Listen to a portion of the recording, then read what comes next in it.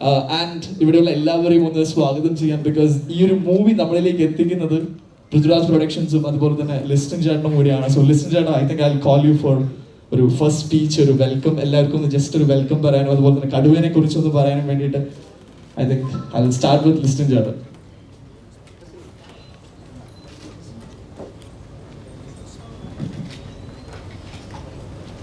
ഞാൻ സംസാരിക്കാനുള്ള എല്ലാ അവകാശങ്ങളും ഞാനും പൃഥ്വിരാജുമായിട്ട് രാജു മുമ്പേ പറഞ്ഞു 3 എഗ്രിമെൻ്റ് വെച്ചിട്ടുണ്ടെന്ന്. അപ്പോൾ ആ എഗ്രിമെൻറ്റിൽ തന്നെയുണ്ട് സംസാരിക്കാനായിട്ടുള്ള എല്ലാ അവകാശങ്ങളും പുള്ളി തന്നെ എഴുതി വാങ്ങിച്ചിട്ടുണ്ട് അതിനകത്ത്. അപ്പോൾ കൊണ്ടിട്ട് പുള്ളി തന്നെ അതെല്ലാം ക്ലാരിഫൈ ഈവൻ ചെയ്യുന്നതാണ്.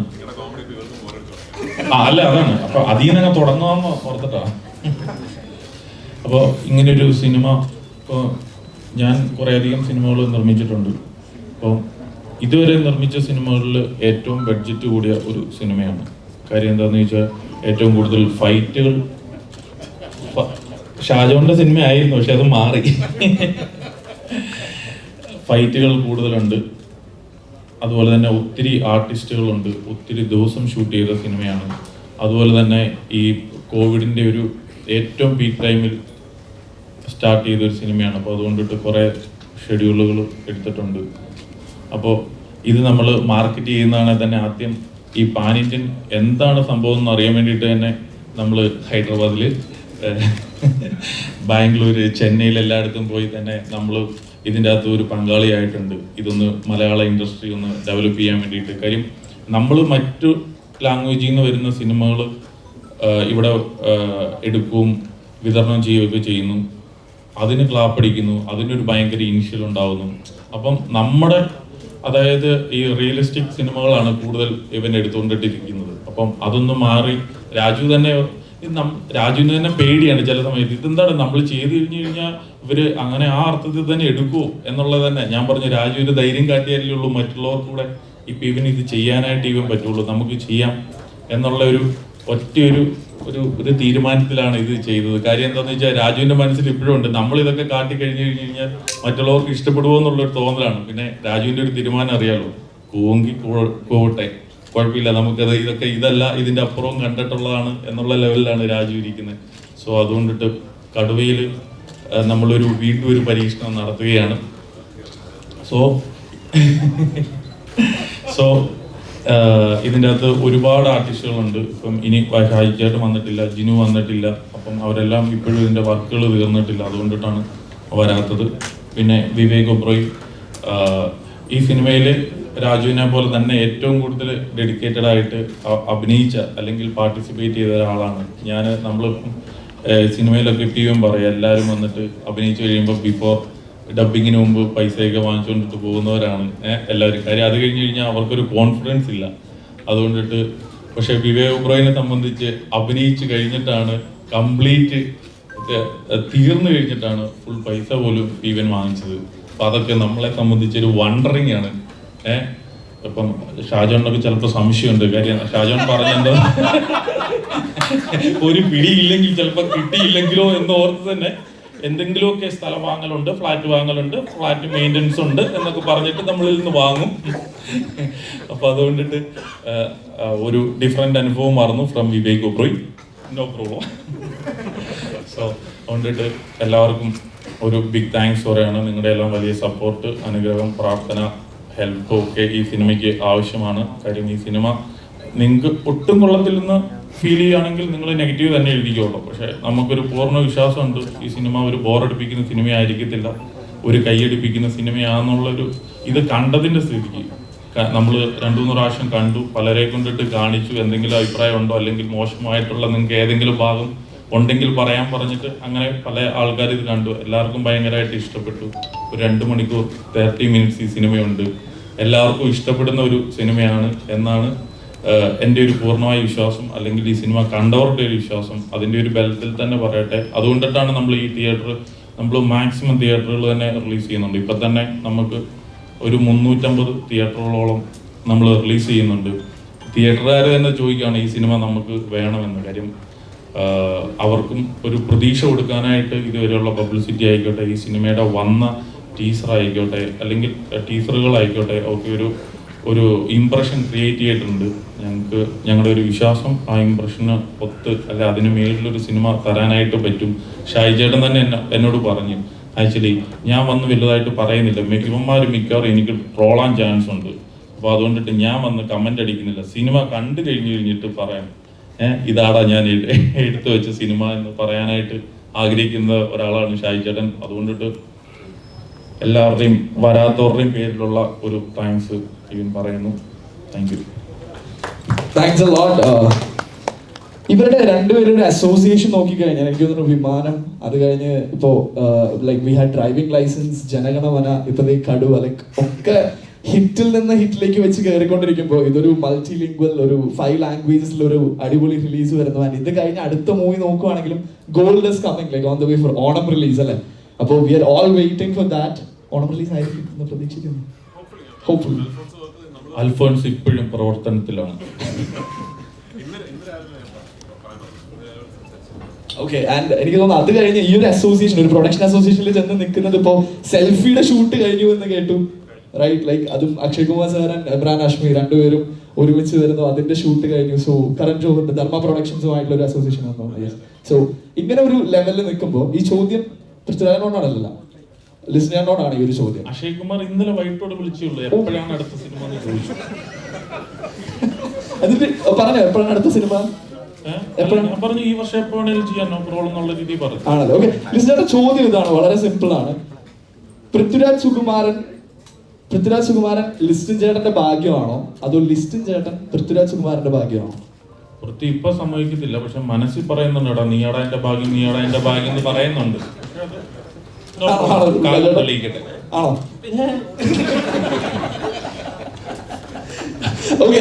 എന്തായാലും എഗ്രിമെന്റ് ഒക്കെ ഉള്ള സ്ഥിതിക്ക് എനിക്ക് തോന്നുന്നു ഈ മൂവിനെ കുറിച്ച് കുറച്ചും കൂടി ആധികാരികമായിട്ട് പറയാൻ you would be the best person. Kaduva Kunnil Kuruvachan, please. Firstly എല്ലാ മാധ്യമ സുഹൃത്തുക്കൾക്കും താങ്ക് യു എന്നോട് വന്നതിന്. ഞങ്ങൾ എല്ലാവരും എത്താൻ ഒരുപാട് വൈകി, രാത്രി ഞാനൊക്കെ വീട്ടിലെത്തിയപ്പോൾ 1 മണിയൊക്കെ ആയി, ഒരുപാട് വൈകി. Thank you so much. Raju, ഞാൻ ബില്ലൊക്കെ സെറ്റിൽ ചെയ്തിട്ട് ഇന്ന് രാവിലെ വന്നു. സെറ്റിൽ ചെയ്തോ? അത്ഭുതങ്ങളാണല്ലോ സംഭവിച്ചുകൊണ്ടിരിക്കുന്നത്.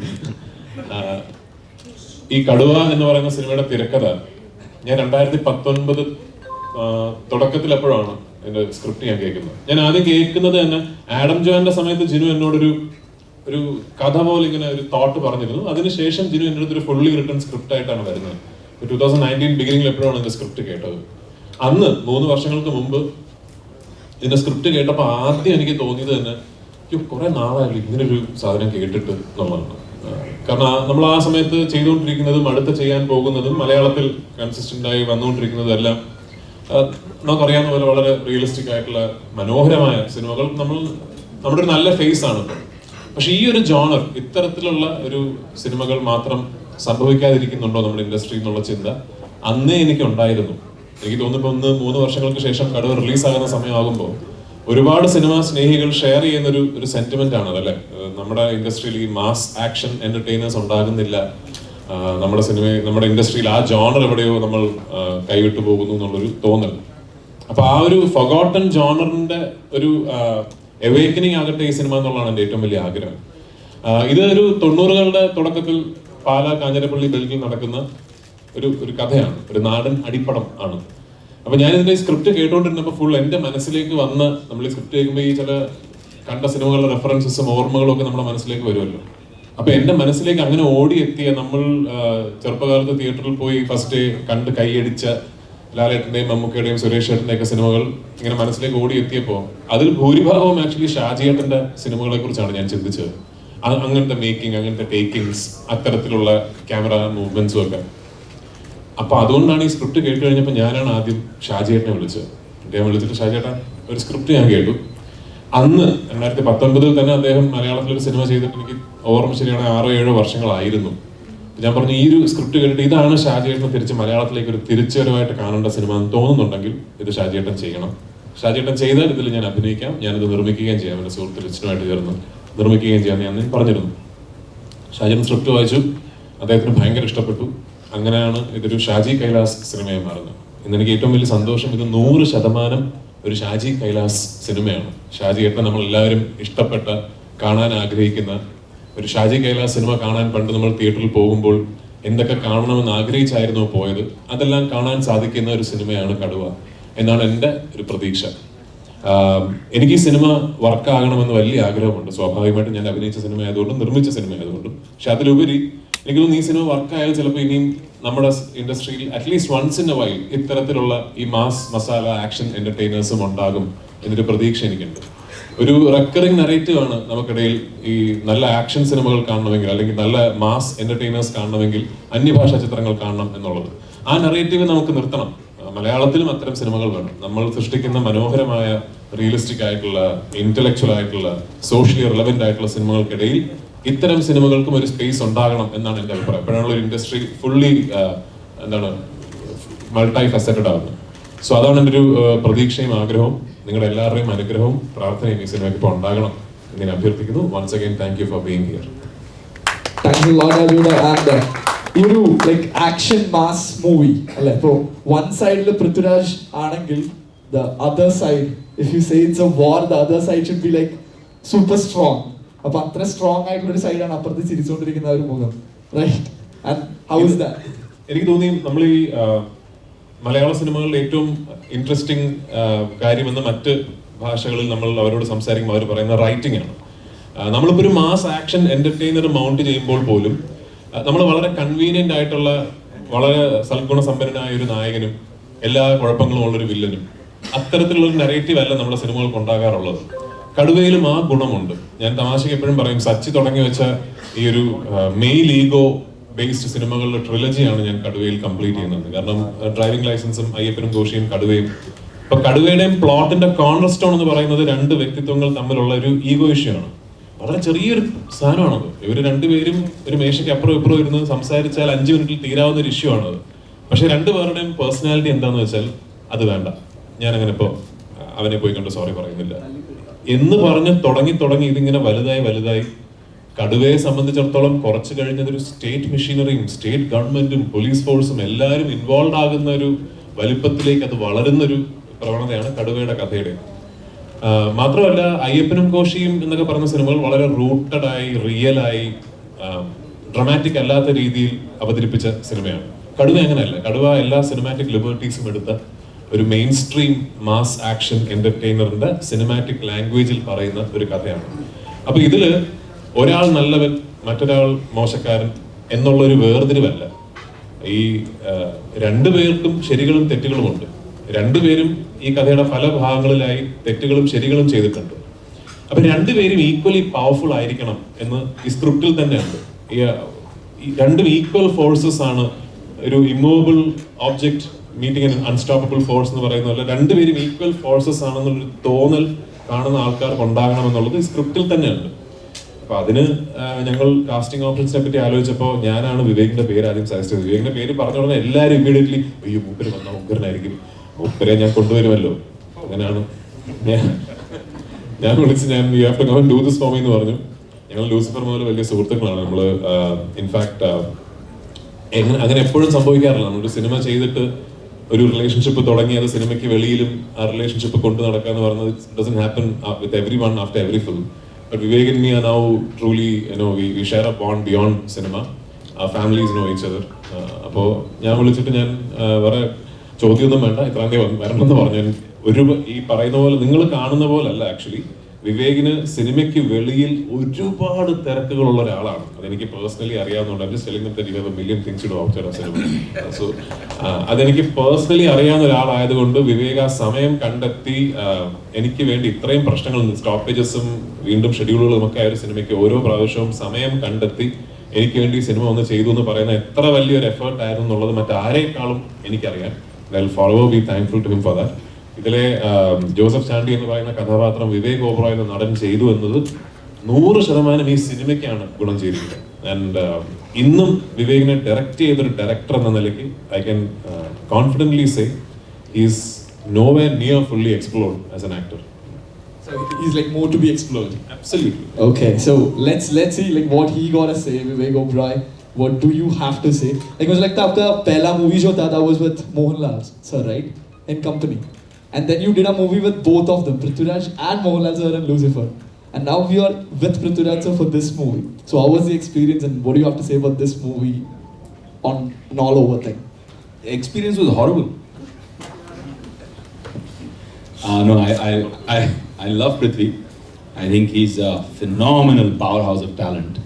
Only problem I have is he makes everybody insecure. Because he does so many things, man. I mean, yesterday I made a statement. I said that Prithviraj is Kerala's Kamal Hassan. I know it's a big statement to make, but look, he's able to act, dance, produce, edit, write, sing. Oh my God, what doesn't he do? Only Samyuktha is safe. Even if he shaves, he can't do her role. Huh? So, no, but true, honestly, from the heart, really, really proud of this guy. He's so committed. He lives, breathes, eats, drinks, sleeps cinema. I mean, he's constantly, I mean, you see him, he's so focused and committed and he loves cinema so deeply. And it's amazing to see that. He and I both shared a 20-year journey. And he's 20 years in the industry. This year is my 20 years in the industry. But if I just see everything that Prithvi has achieved in comparison with myself, he's achieved so much more as a creative person because of that sheer dedication, passion, and single-minded focus. And that's amazing. It's amazing to work with somebody like that. He inspires me in many, many ways. And I love the experience of working here. And like I said, I didn't do the film for money. Listin promised me a Ferrari. Listin promised me a Ferrari at the end of the film. Success. I'm sure he'll bring one toy Ferrari and give it to me, knowing Listin. No, didn't do it for money for a simple reason. I really loved the experience of working with this team and just spending time with these amazing people. Working with legendary director like Shaji was also an amazing experience. Working with this ever-smiling guy, Listin, was also amazing. I mean, we were shooting a massive action sequence. Our climax was going on. And Listin comes smiling to me and said, "Sir, back up." And I'm thinking, it's just 2:33 in the morning. We are supposed to shoot till 4-5:30 in the morning.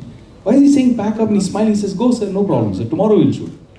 I'm thinking, okay, what happened? Only next day I find out that there was actually like a riot kind of situation in the set, and he was smiling. So this kind of amazing team, it was a dream team to work with. I really enjoyed it. Of course, the role of Joseph was also a very exciting character for me. I mean, to play something like that, I've learned a new word like pala achayan. Yeah, so it's kind of like a new species of being. But it was fun. It was fun playing that character, understanding the culture, understanding the relationship, working with Priyanka, working with Seema auntie. It was amazing to work with all these people. It was a really good experience. Okay, in your perspective, is Joseph gonna stand over Bobby? Bobby and Joseph are two different guys completely. See, Bobby is like this charming devil in disguise, right? He just knows smoothly how to make his things happen, how to lie, how to manipulate, how to cheat. He'll play anything.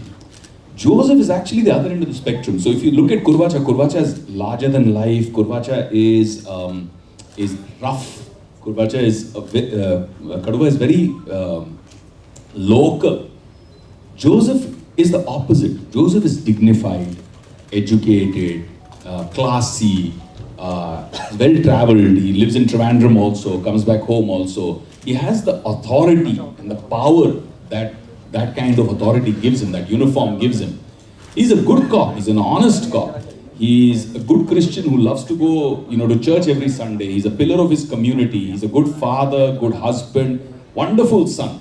He's really wants to make his mother proud, his family honor, name, everything means a lot to him. What I loved about Joseph's character is to see one small sin, right? Which is the sin of arrogance, the sin of ego. One small thing like that becoming like a virus, in his mind and corrupting him. He could have easily just sorted the situation with Kaduva. He could have just said, "Listen, man, it's okay, sorry, forget about it." But that one ego, that male ego, that drove him to say, "No, I'm going to hit back. If he gave me one, I'll hit him two." That drives you to do things that you would not do normally and then takes you down a very, very negative spiral. So for me, Joseph's character was exploring that kind of story where a regular guy a good guy can take things to such a point just out of ego. This overcompensation, over-attacking for something that somebody has done to him. That I've never done in 20 years of my career. I've never done a character like that. So for me, it was a very different exploratory journey. I didn't want to play Joseph like a very larger-than-life guy who's, pulling his collar. I've done a lot of that. For me, I wanted to play a very serious, simple, honest guy who's looking straight. Bobby's still very stylish. Joseph is very, very real. Nice. So we're looking forward to see you on the screen as Joseph Chandy. Thank you, man. Yeah, and Samyuktha, it's to you. Like, how was your experience in Kaduva? Like, maybe a couple of movies with Tovino, and then now with the brand Prithviraj Sukumaran. How was it? How was Kaduva, the experience? എനിക്ക് കടുവ അത് സിനിമയുടെ editing വർക്കൊക്കെ കഴിഞ്ഞിട്ട് ചെയ്താലും കുഴപ്പമില്ല. പക്ഷെ നമ്മുടെ പ്രധാന ചാലഞ്ച് എന്ന് പറയുന്ന മരുഭൂമിയിലെ ഷൂട്ട്, ഈ ഫോറിൻ രാജ്യത്ത് ഷൂട്ട് ചെയ്യുന്നത്, അത് പൂർണ്ണമായും കഴിഞ്ഞു. അതൊരു വലിയ സമാധാനമാണ്. ഇത്രയും ഒക്കെ നമ്മൾ തടസ്സങ്ങൾ നേരിടേണ്ടി വന്നിട്ടും എവിടെയും ഒരു കോംപ്രമൈസിലേക്ക് ആ സിനിമ പോയില്ല എന്ന് പറയുന്നത് 100% ബ്ലെസ് ചെയ്യുന്ന സംവിധായകന്റെ അദ്ദേഹത്തിന്റെ ഒരു കഴിവും അദ്ദേഹത്തിന്റെ ഒരു കമ്മിറ്റ്മെന്റും കഴിഞ്ഞ 14 വർഷക്കാലമായിട്ട് അദ്ദേഹത്തിന്റെ ജീവിതം മാറ്റി വെച്ചിരിക്കുന്നത് ഈ ഒരു സിനിമയ്ക്ക് വേണ്ടിയാണ്. റഹ്മാൻ സാർ വന്നിരുന്നു. ഇൻഫാക്ട് റഹ്മാൻ സാർ ഞങ്ങളുടെ ഈ സിനിമയോട് കാണിക്കുന്ന ഒരു സ്നേഹം ഞങ്ങൾക്ക് ഭയങ്കര പ്ലസന്റ്ലി സർപ്രൈസിങ് ആണ്. അദ്ദേഹത്തിന് ഒറിജിനലി ഞങ്ങൾ പറഞ്ഞിരുന്നത് ഒറിജിനൽ പ്ലാൻ സിനിമയിൽ റീ റെക്കോർഡിങ്ങും ഒരു പാട്ടും എന്നുള്ളതാണ്. ഈ സിനിമയുടെ വർക്ക് തുടങ്ങി കഴിഞ്ഞിട്ട് അദ്ദേഹമായിട്ടാണ് ഇങ്ങോട്ട് 3 പാട്ടുകൾ തന്നത്. പിന്നെ റഹ്മാൻ സാർ എന്നെ ബ്ലസ് ചെയ്തോട് അങ്ങനെ ഒരു സിറ്റുവേഷൻ ഇല്ലേ, അവിടെ റീ റെക്കോർഡിംഗ് വേണം, ഒരു ചെറിയൊരു പാട്ട് ചെയ്യാമെന്ന് പറഞ്ഞിട്ട് വേറൊരു ബെജോയിങ് ബേസ്ഡ് ഒരു സോങ് ഈ ഷെഡ്യൂളിന്റെ സമയത്ത് വീണ്ടും അയച്ചു തന്നു. വെറുതെ ചോദിച്ചാണ്, സർ വരുമോ ജോർഡനിലേക്കെന്ന്. കുറച്ച് കഴിഞ്ഞ് അദ്ദേഹം തിരിച്ചുകൊണ്ട് ഞാൻ കാൻ ഫിലിം ഫെസ്റ്റിവലിൽ പോയിട്ട് നേരെ അങ്ങോട്ട് നിങ്ങളുടെ ലൊക്കേഷനിലേക്കാണ് വരുന്നത് എന്ന് പറഞ്ഞ് നേരെ അങ്ങോട്ട് വന്നു. ഒരു 2.5 days ഞങ്ങളോടൊപ്പം ഉണ്ടായിരുന്നു. ഞങ്ങൾ റഹ്മാൻ സാറിനെ ഉൾപ്പെടുത്തി ആടുജീവിതത്തിന് വേണ്ടി ഒരു മ്യൂസിക് വീഡിയോ ഷൂട്ട് ചെയ്തു. അത് അദ്ദേഹമാണ് ആ മ്യൂസിക് വീഡിയോയിൽ അഭിനയിച്ചിരിക്കുന്നത്. സിനിമയുടെ റിലീസിനോട് അടുപ്പിച്ച് ഞങ്ങൾ ആ പാട്ടും ആ മ്യൂസിക് വീഡിയോയും റിലീസ് ചെയ്യും. അദ്ദേഹം അവിടെ വന്ന് ഞങ്ങളുടെ ക്രൂവിനോട് പെരുമാറിയതും ഈ സിനിമയെ കുറിച്ച് സംസാരിച്ചതും ആ സീൻ എടുത്ത് തന്നെ കാണിക്കാമോ, ഫുട്ടേജ് കണ്ടിട്ട് അഭിപ്രായം പറഞ്ഞതും എല്ലാം അദ്ദേഹം പോയി കഴിഞ്ഞപ്പോൾ ഞങ്ങൾക്ക് എല്ലാവർക്കും പെട്ടെന്ന് നമ്മളെന്തോ ഭയങ്കര സംഭവം കേട്ടോ ചെയ്തുകൊണ്ടിരിക്കുന്നത് നമുക്കൊരു ഫീലിംഗ്. അപ്പൊ അതിന് അദ്ദേഹത്തോട് വലിയൊരു നന്ദിയുണ്ട് ഞങ്ങൾക്ക്. ആൻഡ് ഓഫ് കോഴ്സ് അദ്ദേഹത്തിന്റെ work in the film is very good. രാജേട്ടൻ മുമ്പൊരിക്കൽ ഒരു ഇന്റർവ്യൂവിൽ പറഞ്ഞിട്ടുണ്ട്, മലയാള സിനിമ അല്ലെങ്കിൽ മലയാളി പ്രേക്ഷകർ മറ്റു അന്യഭാഷ ചിത്രങ്ങളോട് കാണിക്കുന്ന ഒരു അധിനിവേശം നമ്മുടെ ചിത്രങ്ങളോട് കാണിക്കണം, മലയാള ഭാഷ കാണിക്കണം. ഇന്ന് നമ്മളുടെ ഒരു ചിത്രം മറ്റു അന്യഭാഷ ഭാഷകളിൽ ഇറങ്ങാൻ പോവുകയാണ്. അപ്പോൾ നമ്മൾ അന്ന് അല്ലെങ്കിൽ ഇന്നും മറ്റു ഭാഷാ ചിത്രങ്ങളോട് കാണിക്കുന്ന ഒരു അധിനിവേശം അല്ലെങ്കിൽ ആ ഒരു സ്നേഹം, ആ ഒരു ഇത് ഇന്ന് മറ്റുള്ള ഓഡിയൻസിൽ നിന്ന് നമ്മൾ പ്രതീക്ഷിക്കുന്നുണ്ട്. നമ്മൾ ബേസിക്കലി ഞാൻ നേരത്തെ കടുവയെ കുറിച്ച് സംസാരിച്ചപ്പോൾ പറഞ്ഞതിൻ്റെ ഒരു എക്സ്ട്രപ്പുലേഷൻ ആണ് ഇപ്പോൾ ഈ ചോദ്യത്തിന് ഉത്തരം. കാരണം എന്താണ് നമുക്ക് ഇവിടെ കിട്ടുന്നില്ല മറ്റു ഭാഷകളിലേക്ക് കിട്ടുന്നുള്ളൂ എന്നുള്ളൊരു തോന്നൽ വരുന്നത് എവിടെയാണ്, എത്തരം സിനിമകളിലാണ് അല്ല. എനിക്ക് തോന്നിയിട്ടുള്ളത് ഈ ഒരു larger than life action mass entertainers ആണ് നമുക്ക് എപ്പോഴും മലയാളത്തിലത്തെ സിനിമകൾ ഉണ്ടാകുന്നില്ല. അങ്ങനെ ഒരു അടിച്ചുപൊളി first day theatre experience of course വല്ലപ്പോഴും ഉണ്ടാവും. അതല്ലെങ്കിൽ കൺസിസ്റ്റന്റ് ആയിട്ട് നമുക്ക് കിട്ടുക അന്യഭാഷ ചിത്രങ്ങളിലാണെന്നൊരു നെറേറ്റീവ് ഇവിടെ ഉണ്ട്. അപ്പൊ അതാണ് ഞാൻ പറഞ്ഞ അത്തരം സിനിമകളും നമ്മുടെ ഇൻഡസ്ട്രിയിൽ നിന്ന് ഉണ്ടാകണമെന്ന്. ഇപ്പൊ ഈ ഒറ്റ സിനിമ ഞാൻ ഡബ് ചെയ്ത് 5 ഭാഷകളിൽ അതാത് സംസ്ഥാനങ്ങളിലെ തിയേറ്ററുകൾ റിലീസ് ചെയ്തുകൊണ്ട് ഈ ഒറ്റ സിനിമ കൊണ്ട് കംപ്ലീറ്റ് കാര്യങ്ങൾ മാറി മറിഞ്ഞ് എല്ലാം ഭയങ്കരമാകും എന്നൊരു പ്രതീക്ഷ ഞങ്ങൾക്ക് ആർക്കുമില്ല. പക്ഷെ ഇത് എവിടെയെങ്കിലും തുടങ്ങണ്ടേ, എവിടെയെങ്കിലും തുടങ്ങണമല്ലോ. അടുത്ത സിനിമയാകട്ടെ, അല്ലെങ്കിൽ ഒരു പീരിയഡ് സിനിമ വരുമ്പോൾ നോക്കാം, അല്ലെങ്കിൽ ഒരു കേരളത്തിന് പുറത്ത് നടക്കുന്ന ഒരു കഥ ഒരു പാൻ ഇന്ത്യൻ പോലെ നോക്കാം. അങ്ങനെ ഇത് തള്ളിപ്പോവും. മാത്രമല്ല അങ്ങനെ നമ്മൾ ഇതിനെ കണ്ടുകൊണ്ടിരുന്നാൽ ഇത് ചില സിനിമകൾക്ക് മാത്രം നടക്കുന്ന ഒരു പ്രക്രിയയായി മാറും. ഈ വൈഡ് റിലീസ് എല്ലാ ഭാഷകളിലുമുള്ള വേർഷൻസ് എന്ന് പറയുന്നത്. അതാണ് ഞാൻ പറഞ്ഞത്, ഇതൊരു നോം ആകണം. ഇനിയിപ്പോ ഇങ്ങനെ ആയിരിക്കണം.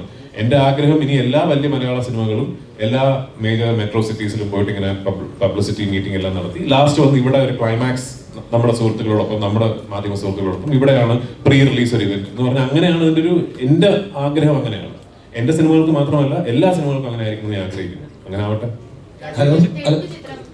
മറ്റാരോടെങ്കിലും ഒരു ചോദ്യം ചോദിക്കണം തോന്നുന്നു? Yes, I can. Sir, my question is to Mr. Viray. What do you think?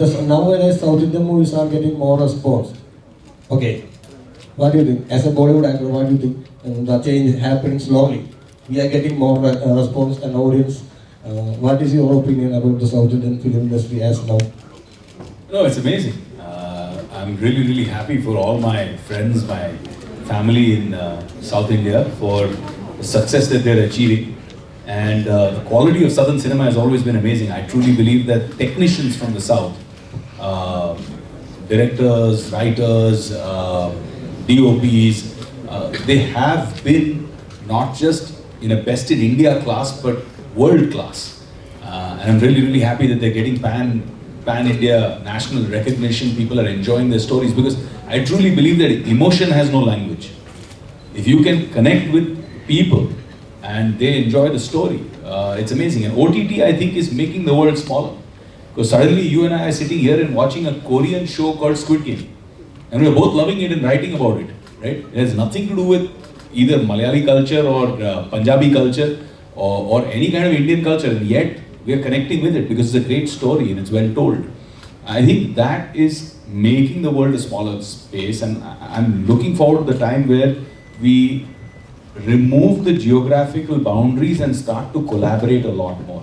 Part of the reason why I consciously decided that I want to do one film in each southern language at least, and open my mind and my heart out to collaborate with all my southern colleagues and said, listen man, if you ever need me, I'm here. I'm there with you.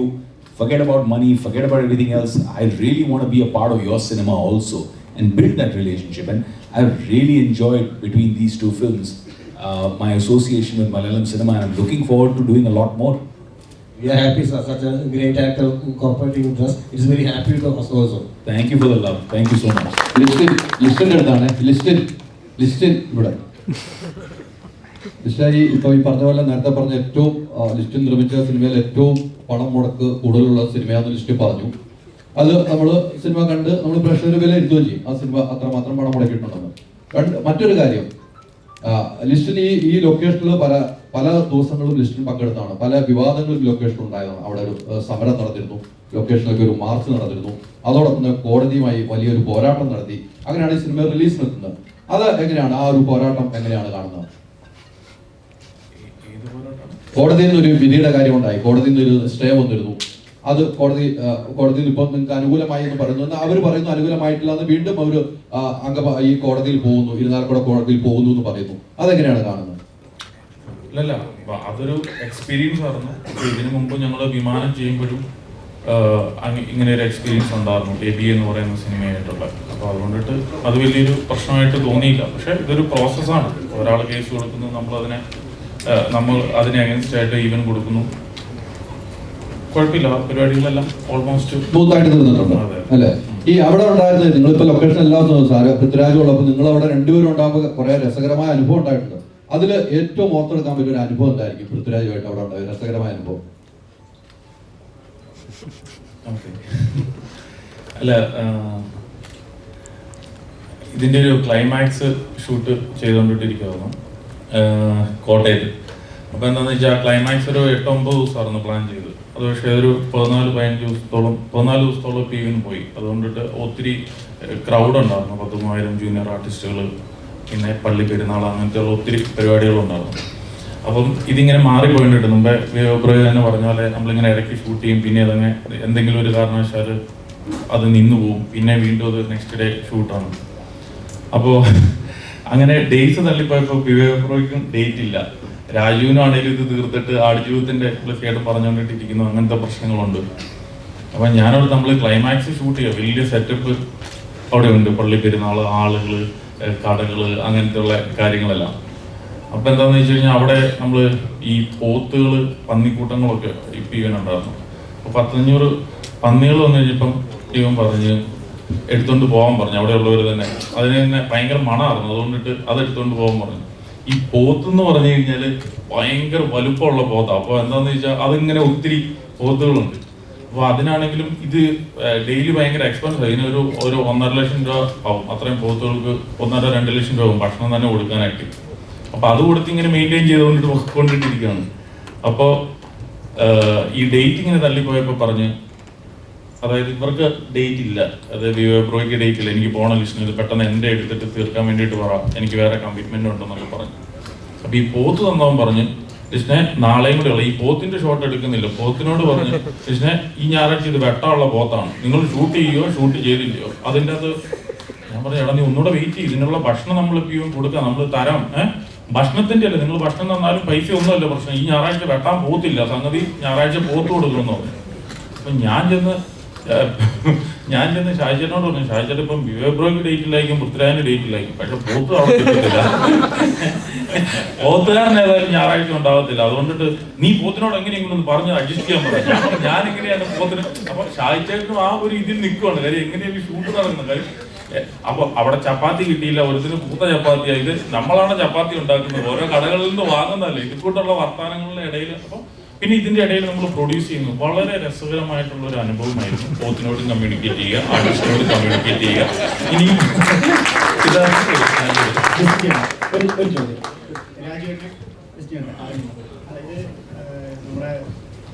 പറയുന്നുണ്ട് ഈ അടുത്ത സമയത്ത് realistic സിനിമകളാണ് മലയാളത്തിൽ കൂടുതലുള്ളത്.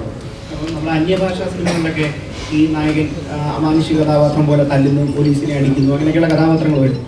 അപ്പോൾ അത്തരം കഥാപാത്രങ്ങൾ മലയാളത്തിൽ നമ്മൾ ഉപയോഗിക്കുമ്പോൾ അല്ലെങ്കിൽ ഒരു സിനിമയായിട്ട് വരുമ്പോൾ അതിനെന്തെങ്കിലും തരത്തിലുള്ള വിമർശനങ്ങൾ, ഒരു നിരൂപക വശത്ത് നിന്ന് ഒരു എഴുതിക്കൊല്ലുന്ന രീതി പ്രവണതയൊക്കെ ഉണ്ടാവാൻ സാധ്യതയുണ്ട്. അതിനെ എങ്ങനെ നോക്കിക്കാണും? രാജുവിനോടോ? എല്ലാ സിനിമകളും എല്ലാവർക്കും ഇഷ്ടപ്പെട്ടു കൊള്ളണം എന്നൊരു ക്യാവിയേറ്റ് ഒന്നും ആർക്കും വെക്കാൻ പറ്റില്ല. എനിക്ക് തോന്നിയിട്ടുള്ളത് ഒരു സിനിമയുടെ റിലീസിന് മുമ്പായിട്ട് വളരെ ഓണസ്റ്റ് ആയിരിക്കണം ആ സിനിമയുടെ മേക്കേഴ്സ്. ഇപ്പൊ നിങ്ങളോട് ഈ സിനിമ എന്താണെന്ന് ഞങ്ങൾ സംസാരിക്കുമ്പോൾ പൂർണ്ണ സത്യസന്ധതയോടുകൂടിയാണ് ഞങ്ങൾ പറയുന്നത് ഇത് എത്തരത്തിലുള്ള സിനിമയാണ്, എത്തരത്തിലുള്ള സിനിമ ചെയ്യാനാണ് ഞങ്ങൾ അറ്റംപ്റ്റ് ചെയ്തിരിക്കുന്നത്, എത്തരത്തിലുള്ള സിനിമ കാണാൻ പ്രതീക്ഷിച്ച് വേണം നിങ്ങൾ വരാൻ, എല്ലാം ഞങ്ങൾ പറഞ്ഞിട്ടുണ്ട് അല്ലേ. അപ്പോൾ ആ കാര്യത്തിൽ യാതൊരുവിധ കൺഫ്യൂഷനും ഇനി ഉണ്ടാകാൻ പാടില്ല എന്ന് എനിക്ക് തോന്നുന്നു. ഇതൊക്കെ പറഞ്ഞാലും നായകൻ 10 പേരെ ഇടിക്കുന്ന സീൻ ഇതിലുണ്ട്. നായകൻ ഭയങ്കരമായി 5-6 പേര് ഒരുമിച്ച് വന്നാലും നായകനെ കീഴ്പ്പെടുത്താൻ കഴിയുന്നില്ല എന്ന് തോന്നിക്കുന്ന ആക്ഷൻ സീക്വൻസുകൾ ഇതിലുണ്ട്. അതെല്ലാം ഈ സിനിമയിലുണ്ട്. ഒപ്പം അത്തരം സീനുകൾക്ക് ഒരു മോട്ടിവേഷൻ ആയിട്ട് വരുന്ന ഒരു ഇൻട്രസ്റ്റിംഗ് ആയിട്ടുള്ള ഒരു കഥയും ഈ സിനിമയ്ക്ക് ഉണ്ടെന്നാണ് എന്റെ വിശ്വാസം. അല്ലാതെ കുറെ ഒരു 5 ഫൈറ്റ് എടുത്തിട്ട് ഈ ഫൈറ്റുകൾക്കിടയിൽ കുറച്ച് സീനുകൾ കുത്തിക്കയറ്റി അങ്ങനത്തെ ഒരു സിനിമയല്ല. അത് ഇൻട്രസ്റ്റിംഗ് ആയിട്ട് ഒരു പ്ലോട്ട് ഉണ്ട്, കഥയുണ്ട്, ആ കഥാഗതി സഞ്ചരിക്കുന്ന രീതി വളരെ ഇൻട്രസ്റ്റിംഗ് ആണ്. എന്നാൽ ഈ പറഞ്ഞ എല്ലാം ഇതിലുണ്ട്. ഇപ്പൊ നിങ്ങൾ ഈ സിനിമ കണ്ടിട്ട് നിങ്ങളുടെ ചോദ്യങ്ങൾ ഒരാൾക്ക് 7 പേരെ ഇടിക്കാൻ പറ്റുമോ എന്നൊക്കെയാണെങ്കിൽ ഈ സിനിമയ്ക്ക് യാതൊരു പ്രസക്തിയുമില്ല. ഈ സിനിമ ഞാൻ കണ്ടു, തിയേറ്ററിൽ ഞാൻ എൻജോയ് ചെയ്തു. എനിക്ക് ആക്ഷൻ സിനിമകളും ഇത്തരം ഫൈറ്റുകളൊക്കെ കാണാൻ ഇഷ്ടമാണ്. ഒപ്പം ഇൻട്രസ്റ്റിംഗ് ആയിട്ടൊരു കഥയും രസകരമായിട്ടുള്ള കുറെ സീനുകളും ഞാൻ കണ്ടു എന്നതാണ് നിങ്ങൾക്ക് ഈ സിനിമ കണ്ടു കഴിഞ്ഞിട്ട് തോന്നേണ്ടത് എന്നുള്ളതാണ് എന്റെ ആഗ്രഹം. അതിനുവേണ്ടിയാണ് ഈ സിനിമ ഞങ്ങൾ ചെയ്തിരിക്കുന്നത്. അതിനപ്പുറത്തേക്ക് സിനിമയ്ക്ക് ഒരു ക്ലെയിമും ഇല്ല. അതിനപ്പുറത്തേക്ക് ഈ സിനിമ ഇത്തരത്തിലുള്ള സിനിമയാണെന്നോ അത്തരത്തിലുള്ള സിനിമയാണെന്നോ ഒരു അവകാശവാദങ്ങളും ഇല്ലാത്ത സിനിമയാണ്. പിന്നെ എനിക്കൊരു തോന്നലുണ്ട്, നമ്മൾ മലയാളത്തിൽ നല്ല സിനിമകൾ എടുത്തുകൊണ്ടിരിക്കുന്ന കാലമാണ് ഇപ്പോൾ. ഒപ്പം ഇങ്ങനത്തെ സിനിമകൾ ഉണ്ടാകണം എന്നൊരു തോന്നൽ എനിക്കുണ്ട്. ഒരു പ്രത്യേക ടൈപ്പ് സിനിമകൾ ചെയ്യാൻ പറ്റാത്ത ഇൻഡസ്ട്രിയാണ് മലയാളം ഇൻഡസ്ട്രി എന്നൊരു നറേറ്റീവ് ഉണ്ടാകാൻ പാടില്ല. എല്ലാം നമുക്ക് ചെയ്യാൻ പറ്റണം എന്നുള്ളതാണ് എന്റെ ആഗ്രഹം. തമിഴിലും ഹിന്ദിയിലും ഒരുപാട് മികച്ച വെബ് സീരീസുകൾ വരുന്നുണ്ട്. ഇപ്പൊ ഈ വെബ് സീരീസ് അഭിഷേക് ബച്ചൻ, മാധവൻ, പിയുടെ തമിഴിൽ ഇറങ്ങിയ സുഴൽ എന്നൊരു വെബ് സീരീസ് മികച്ച പ്രതികരണം കിട്ടി. അപ്പം പൃഥ്വിരാജിൽ നിന്ന് നമുക്ക് അങ്ങനെ ഒരു വെബ് സീരീസ് പ്രതീക്ഷിക്കാമോ? ഓൾറെഡി ഇന്ത്യയിലെ ലീഡിംഗ് പ്ലാറ്റ്ഫോംസ് പൃഥ്വിരാജ് പ്രൊഡക്ഷൻസിനെ സമീപിച്ചു കഴിഞ്ഞു. ഒരു വെബ് സീരീസ് ചെയ്ത് അവർക്ക് കൊടുക്കാമോ എന്ന ചോദ്യമായിട്ട്. അതിൽ ഒരെണ്ണം മോർ ഓർ ലെസ് ചിലപ്പോൾ ഞാൻ ഗ്രീൻ ലൈറ്റ് ചെയ്ത് ചിലപ്പോൾ നടന്നേക്കാം. ഞാൻ അഭിനയിക്കുന്ന ഒരു വെബ് സീരീസിനെ കുറിച്ച് ചർച്ചകൾ നടന്നുകൊണ്ടിരിക്കുകയാണ്. അതിന്റെ പ്രാരംഭഘട്ട ചർച്ച നടക്കുന്നതേ ഉള്ളൂ. എന്നോട് ചോദിക്കുകയാണെങ്കിൽ ഇതെല്ലാം ഈക്വലി ഡിസേർവിംഗ് ആണ്. ഇപ്പോ വിവേകിന്റെ ഇൻസൈഡ് എഡ്ജ് എന്ന് പറയുന്ന web series is such A huge success. You are on season 3 now. On season 3 Vivek ഇപ്പൊ രോഹിത് ഷെട്ടി ചെയ്യുന്ന ഇന്ത്യൻ പോലീസ് എന്ന് പറയുന്ന സീരീസിൽ സിദ്ധാർത്ഥ് മൽഹോത്രയും വിവേകുമാണ് പ്രധാന കഥാപാത്രങ്ങൾ ചെയ്യുന്നത്. എനിക്ക് പേഴ്സണലി അറിയാം അതിന്റെ റവന്യൂ എന്താണ്, ആദ്യത്തെ സീസൺ എത്ര രൂപയ്ക്കാണ് അവർ മൗണ്ട് ചെയ്തിരിക്കുന്നത് എനിക്കറിയാം. അത് അത്രയും സ്കെയിലുള്ള ഒരു ബോളിവുഡ് ഫിലിമിൽ നിന്നില്ല എന്നാണ് എനിക്ക് തോന്നുന്നത്. അറ്റ്ലീസ്റ്റ് കറന്റ്ലി അണ്ടർ ഷൂട്ടിംഗ് നടക്കുന്ന ഒരു സിനിമയ്ക്ക് അത്രയും വലിയൊരു ബഡ്ജറ്റ് ഉണ്ടാവില്ലെന്നാണ് തോന്നുന്നത്. അപ്പോൾ അതൊരു ലെജിറ്റിമേറ്റ് ഒരു ഫോം ഓഫ് എന്റർടൈൻമെന്റ് ആണ് ഇന്ന്. I would love to do it. എനിക്കൊരു ഇൻട്രസ്റ്റിംഗ് ആയിട്ടൊരു വെബ് സീരീസിൽ അഭിനയിക്കാൻ അവസരം കിട്ടിയാൽ എനിക്ക് വലിയ താല്പര്യമുള്ള കാര്യം തന്നെയാണ്. ഇതുവരെ ചോദിച്ചിട്ടില്ലാത്തവര് ചോദിക്കുന്നതായിരിക്കും. സാർ പറഞ്ഞല്ലോ സച്ചി സാർ തുടങ്ങി വെച്ച ഒരു ഈഗോയിസ്റ്റിക് ക്യാരക്ടേഴ്സ് അതിന്റെ ഒരു ട്രിലോജി ആയിട്ട് ഈ സിനിമ പറയാൻ ആഗ്രഹിക്കുന്നു പറഞ്ഞല്ലോ. അപ്പോ നമ്മള് അതിലെ അയ്യപ്പനും കോശിയിലെ ആ കോശി കുര്യന്റെ ഒരു ആ ലുക്സും ആ ഒരു പിക്ചറും പിന്നെ ഇതിലെ കടുവയിലേക്ക് വരുമ്പോൾ കടുവാക്കുന്നൽ കുറുവാച്ചന്റെ ഒരു പിക്ചർ തമ്മിൽ ഒരു സിമിലാരിറ്റീസ് നമുക്ക് കാണാൻ സാധിക്കുന്നുണ്ട്. അപ്പോ അങ്ങനെ ആ ഒരു ക്യാരക്ടേഴ്സ് തമ്മിൽ എന്തെങ്കിലും സിമിലാരിറ്റീസ് ഈഗോയിസ്റ്റിക് ആയിട്ടുള്ള എന്തെങ്കിലും എലിമെന്റ്സ് ഇതിലുണ്ടോ? സത്യത്തിൽ ഈ മെയിൻ ഈഗോയുടെ ട്രിലജി എന്ന വാക്യം സച്ചിയാണ് എന്നോട് ആദ്യം പറയുന്നത്. കാരണം ഡ്രൈവിംഗ് ലൈസൻസ് അയ്യപ്പനും കോശിയും കഴിഞ്ഞ് സച്ചി എന്നെ വെച്ച് അടുത്ത ചെയ്യാനിരുന്ന സിനിമ വിലായത്ത് ബുദ്ധയാണ്. വിലായത്ത് ബുദ്ധ കഥ വായിച്ചിട്ട് നിങ്ങൾക്ക് മനസ്സിലാവും അതിലും രണ്ട് ആൾക്കാർ തമ്മിലുള്ള ഒരു ഈഗോ ടസിലുണ്ട്. അന്ന് സച്ചിയാണ് തമാശക്ക് എന്നോട് പറഞ്ഞത് നമ്മൾ രണ്ടുപേരും കൂടെ ഇങ്ങനെ മെയിൽ ഈഗോയിന്റെ ട്രിലജി നമ്മൾ കംപ്ലീറ്റ് ചെയ്യാൻ പോവാണ്. അതിനിടയിൽ കടുവ വന്നു. കടുവയും അതുപോലത്തെ ഒരു സിനിമയാണ്. വിലായത്ത് ബുദ്ധ ഞാൻ ചെയ്യുന്നുണ്ട്. സച്ചിയുടെ അസോസിയേറ്റും എന്റെയും അസോസിയേറ്റ് ആയ ജയൻ നമ്പ്യാറാണ് ഇതിപ്പോ ഡയറക്ട് ചെയ്യുന്നത്. ഇതില് കടുവാക്കുന്നതിൽ കുറുവച്ചൻ എന്ന് പറയുന്ന കഥാപാത്രവും കോശി കുര്യനും തമ്മിൽ യാതൊരു ബന്ധവുമില്ല. കാരണം കോശി ഒരു അണ്ടർ അച്ചീവറാണ്. കോശി ഒരു ഉഴപ്പനാണ്. കോശി ലൈഫിൽ വലിയ ആസ്പിറേഷനോ ആഗ്രഹങ്ങളോ ഒന്നും ഇല്ലാത്ത ഇങ്ങനെ എന്തായാലും അപ്പന് കുറച്ച് സ്വത്തൊക്കെ ഉണ്ട്. അതൊക്കെ നോക്കി നടത്തി അയാളുടെ വെള്ളോടിയും കാര്യങ്ങളുമായിട്ടൊക്കെ ഇങ്ങനെ നടക്കുക എന്ന് പറഞ്ഞൊരു ഉഴപ്പനാണ്. കുറുവച്ചൻ അതല്ല. കുറുവച്ചൻ ഭയങ്കര അച്ചീവറാണ്. ഭയങ്കര സക്സസ്ഫുൾ ബിസിനസ്മാൻ ആണ്. സക്സസ്ഫുൾ പ്ലാനറാണ്. ഭയങ്കര പ്രൗഡ് ഫാമിലി മാൻ ആണ്. അയാളുടെ നാട്ടുകാർക്കും അയാളുടെ വീട്ടുകാർക്കും എല്ലാം ഭയങ്കര ഉപകാരവും സഹായവും ചെയ്യുന്ന ഒരാളാണ്. അത് തന്നെയാണ് ആക്ച്വലി ജോസഫ്. സെയിം ആണ് ജോസഫ്. ഇൻഫാക്ട് കുറുവച്ചൻ ജോസഫും തമ്മിൽ ആദ്യം കാണുന്ന സീനിൽ കുറുവച്ചൻ ജോസഫിനോട് ആദ്യം പറയുന്നതോ താൻ ഞങ്ങൾ പാലാക്കാരുടെ അഭിമാനമാകട്ടോ എന്നാൽ ജോസഫിനോട് കുറുവച്ചൻ ആദ്യം പറയുന്നത്. അപ്പൊ അത്തരത്തിൽ രണ്ട് ക്യാരക്ടേഴ്സ്. അപ്പൊ അതിൽ ഭയങ്കര ഡിഫറൻസ് ഉണ്ട് ക്യാരക്ടേഴ്സ് തമ്മിൽ. Sorry? The question is to Vivek Operation. Okay. So we have some huge fans of the show inside and here. Thank you. Actually, we would like to know if there will be a 4th season coming up for the same. Even I would like to know. Alright, so it's not being confirmed or nothing. No, I think the contract that we all signed was a 3-season contract. It's one of Amazon's most successful shows, and Prime Video's very excited about planning the future of it. Because I think it was also India's first Emmy-nominated show. Well, for both the platform, for all of us involved. But I think the plan is to decide whether to do a 4, 5, 6. You know, you have 1, 2, 3. Then whether there is a plan to decide a 4, 5, 6, which is why the end of 3 is open-ended, because they may look at doing that. But that's a big commitment from everybody involved, right? So we started when nobody even heard of OTTs in India at that time, and now it's a big craze. So currently with the same platform, with Prime Video, I'm doing India's biggest show, I think. It's called Indian Police Force, which Rohit Shetty has created his, like you have the Marvel Comics universe, the MCU, you have the RCU, which is Rohit's cop universe. And he's mounted that on a phenomenal scale. I was just sharing with Prithvi the other day that this is allowing us to explore a certain kind and style of content making, which normally films will not allow you to do. So it's very exciting, and I hope that both of us get to do something exciting together on the OTT space. Rajata, one question. So this will be the last question. The last question. ലാലേട്ടന്റെ കൂടെ Lucifer ബ്രോഡാടി ഇതിലൊക്കെ അഭിനയിച്ചു. അപ്പം action ലൂസിഫറിൽ രാജുവേട്ടൻ നേരത്തെ പറഞ്ഞു ലൂസിഫറിനെ കുറിച്ച് ഇപ്പോൾ ഷാജിയേട്ടന്റെ ഫിലിമിന്റെ ഇതിന്റെ ഒരു ആക്ഷൻസുമായിട്ട് ബന്ധപ്പെട്ട രീതിയിലുണ്ടെന്ന് പറഞ്ഞു. അപ്പം അതേപോലത്തെ ആക്ഷൻ ഫിലിം ഇപ്പം വെയിറ്റിംഗ് ആയിട്ടുള്ള ഇപ്പം ഇവിടെ ഇപ്പം ലാലേട്ടൻ ഫാൻസ് ഉണ്ടാവും, മമ്മൂക്ക ഫാൻസ് ഉണ്ടാവും, രാജുവേട്ടൻ ഫാൻസ് ഉണ്ടാവും. Thank you. ഇപ്പം ഓക്കെ, അപ്പം ഇനിയിപ്പം മമ്മൂക്കായുമൊത്ത് ഒരു ആക്ഷൻ പടം പൃഥ്വിരാജ് പ്രൊഡക്ഷൻസിന്റെ ബാനറിൽ ഇനി പ്രതീക്ഷിക്കാമോ പ്രേക്ഷകർ? അയ്യോ, എനിക്ക് നമുക്ക് വെച്ചാൽ ഒരു സ്ക്രിപ്റ്റ് കിട്ടിയാൽ ഉറപ്പായിട്ട് ഞാൻ വണ്ടി എടുത്ത് വീട്ടിൽ പോകും. അപ്പൊ ഈ ലൊക്കേഷന്റെ ഇടയിൽ എപ്പോഴെങ്കിലും ഷാജിയേട്ടൻ ഈ മമ്മൂക്കനെ വെച്ചിട്ട് ഒരു പടം, ഒരു ആക്ഷൻ പടം എടുക്കണം എന്നൊക്കെ സംസാരിച്ചിട്ടുണ്ടോ? എന്തെങ്കിലും എന്നോട് അങ്ങനെ അദ്ദേഹം ഒരു സബ്ജക്റ്റിനെ പറ്റി പറഞ്ഞിട്ടില്ല. അങ്ങനെ ഒരു സബ്ജക്ട് ഉണ്ടെങ്കിൽ അദ്ദേഹത്തിന് എന്നെ ഇപ്പൊ ഷാജിയേട്ടനാണെങ്കിൽ ഉറപ്പായിട്ട് എന്നൊന്നും സംസാരിക്കാമല്ലോ. അപ്പൊ അങ്ങനെ എനിക്ക് ആ സബ്ജക്ട് ഇഷ്ടപ്പെട്ടാൽ ഞാൻ തന്നെ വണ്ടി എടുത്ത് പോയി മമ്മൂക്കയോട് സംസാരിക്കും. എനിക്ക് എന്താണ് കുഴപ്പം? എനിക്കല്ലേ ഗുണം. Okay.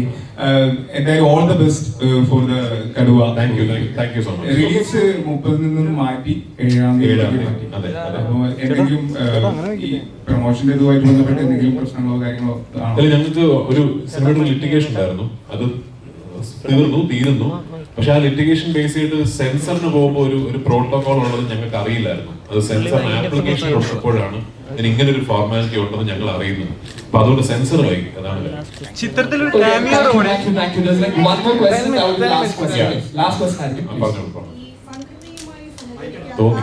സംഘടനയുമായി സഹകരിക്കാത്ത നടന്മാർക്ക് ആനുകൂല്യം ഉണ്ടാവില്ല. ഈ 2 വർഷത്തോളം സംഘടനയുടെ പരിപാടികളിൽ പങ്കെടുക്കാത്തവർക്ക് ആനുകൂല്യം ഉണ്ടാവില്ല എന്ന് ഇന്നലെ അമ്മ സംഘടനയിൽ പറയുകയുണ്ടായി. അതിനോട് എന്താണ്? എനിക്ക് സത്യത്തിൽ ഇന്നലെ അമ്മ സംഘടനയുടെ മീറ്റിംഗിൽ ഞാൻ പങ്കെടുത്തിട്ടില്ല. അവിടെ നിന്നൊരു ഇമെയിൽ വരുമായിരിക്കും, ഇതൊക്കെയാണ് സംഘടനയിൽ എടുത്ത തീരുമാനങ്ങൾ. അത് വായിച്ചതിന് ശേഷം അതിനെക്കുറിച്ച് അഭിപ്രായം പറയാം. അതുപോലെ തന്നെ ഈ വിജയ് ബാബുവിനെതിരെ കോടതിയുടെ തീരുമാനം വന്നതിന് ശേഷം മാത്രം മതി നടപടി എന്നൊരു നിലപാട് കൂടെ അമ്മ എടുത്തിട്ടുണ്ട്. ആ നിലപാടിനോട് പൃഥ്വിരാജിന്റെ പ്രതികരണം എന്താ? തീർച്ചയായിട്ടും നമ്മൾ അതിനെക്കുറിച്ച് സംസാരിക്കുന്ന ഒരു 1-on-1 ചാറ്റിൽ ഞാൻ നിലപാട് പറയാം. This I would like to keep the narrative to Kaduva and its promotions. Thanks a lot because നമുക്ക് ടൈമിന്റെ ഒരു പ്രശ്നമുണ്ട്, അതുകൊണ്ടാണ്. So thanks a lot.